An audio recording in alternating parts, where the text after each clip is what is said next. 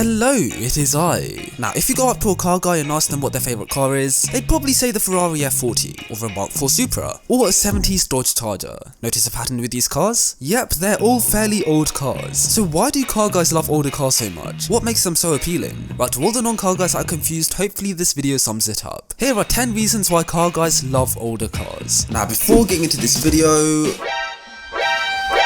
Oh, don't mind me, I'm just looking forward to seeing you press the like button, seeing as all my subscribers press the like button, and it's 4,000 likes is the target as per usual. Yeah, these intros are getting deader by the minute. Liking the video is free and it helps out so much more than you can imagine. And seeing as over half of you guys watching right now have not subscribed, do consider joining the family down below. We are on the road to 200k and I love having new faces here on the channel. Thank you very much, and now let's get to the first point, which is nostalgia. Okay, let's just clear the obvious one out of the way first. Car guys would always prefer a car from their era over one that was released a couple years ago, even if the newer car is better. And I'm guilty of it myself. I much prefer the Lamborghini Gallardo over the Huracan, despite the Huracan being much more superior. And a lot of car guys prefer the R34 GTR to the R35 GTR, despite the 34 being slower, outdated and vastly inferior in general. Now sure, you could say people prefer the R34 because it has a manual gearbox, but I bet you if the R35 came with a manual gearbox, people would still prefer the 34 because it's a car that they grew up fantasizing over. But it's not all about nostalgia and living in the past. There are a lot of legitimate reasons why a lot of car guys prefer older cars. Like the fact that in the past, sporty cars focused more on the driving experience than the performance. In the past, hot hatchbacks were lightweight with nippy engines paired to a manual gearbox. However, nowadays, most hot hatchbacks come in automatic and are very heavy. So these cars nowadays are a lot more powerful than the predecessors, but come on, the point of a hot hatchback is to have a practical car that you can have fun with, not one that goes faster and makes DSG farts. I mean, don't get me wrong, it's very nice to have a refined daily driver that's quick like the new Golf R, but it just defeats the purpose of a hot hatchback in my opinion. And not only that, but nowadays car manufacturers are rarely ever making proper drivers cars. I mean, the only new enthusiast cars I can think of are the GR Yaris and the Gordon Murray T50 supercar. The rest are just sequels to previously made cars, like the MX-5 and Nissan 400Z. And a lot of these sporty car predecessors like the new M3 are just way too heavy. I mean, the old E30 M3 weighed a little over 1 ton, whereas the new one weighs near to 2 tons. So it's not exactly the ultimate driving machine as BMW say.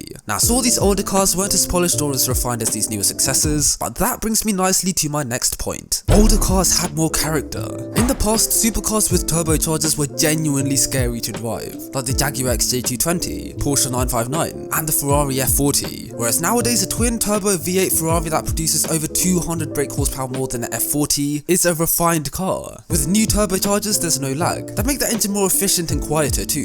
I mean, sure, there's more power, but it takes away from the experience when you're cocooned in comfort. Supercars nowadays are too refined in my opinion. They feel more like GT cars with how comfortable they are. I mean, I do love me a comfortable supercar, but it ends up feeling like you're not in a supercar. It feels more like you're in a sporty Bentley of some sort. And not only are these supercars becoming more refined, but a lot of them are becoming all-wheel drive too. There are so many examples to list, but the most sacrilegious example has to be committed by Porsche, as they went from a rear-wheel drive glorious sounding V10 manual supercar that weighed around 1.4 tons to an all-wheel drive hybrid automatic V8 supercar that weighs around 1.7 tons. Now of course the 918 is undoubtedly quicker and sharper around the track than a Carrera GT, but as car guys we prefer scariness to quicker lap times. So why don't we get big naturally aspirated V10s as often in cars of today? Because in the past there were a lack of laws stopping it. A few decades ago and even in the 2000s, cars had insane engines, as there were no emissions requirements that prevented this. 2007 was the golden era of this, as of course Porsche had a V10 supercar, Audi had a diesel V12 SUV, Volkswagen had a diesel V10 SUV, Audi had a twin turbo V10 family car, BMW had 2 naturally aspirated V10 family cars, and their M3 was powered by a V8. This meant every car felt different to drive as the platform was completely built from scratch, whereas more modern cars of today share the same platform and feel identical to one another. I mean, the Bentley Bentayga is practically an Audi Q7, the new Supra is a rebodied BMW Z4, the Urus is just a sportier Audi RS Q8, the Abarth 124 Spider is literally just an MX-5, the Seat Leon Cupra and Golf 7R share the same engine, the new 1 Series is a Mini Countryman. There are so many examples to list. Every car is like the same but in a different body. And on top of the same platform being used over and over again, a lot of these modern cars are electronic ironically limited to 155 miles per hour, which despite being pretty fast is very disappointed compared to the real top speed of up to 180, 190 or even 200 miles per hour, whilst older cars are just pure with no limiters restricting the engine. So yeah, that's a pretty big factor as to why car guys prefer older cars. Their engines were just so raw and incredible. And of course, when you have a great engine, you have a fantastic sounding car. Nowadays in 2021, cars are muffled by many silencers and sound deadeners, like resonators, catalytic converters, back boxes, and the biggest sound killer, petrol particulate filters. This was an attempt to make the cars as quiet and as economical as possible, which is great to the average person but terrible to the average car guy. And most cars nowadays are being fitted with turbos too. Now yes, turbos in old JDM cars sound amazing and add to the character, but modern turbos are just too perfect, with no lag, little sound and zero drama. I mean, I've had a ride in a twin turbo V8 Ferrari Portofino back in 2019, and though the experience of wind rushing through your hair in a convertible Ferrari through the vineyards of Maranello was exciting, the car was just so quiet and muted to what I expected. I mean, it still sounded very nice, but not naturally aspirated Ferrari 458 nice.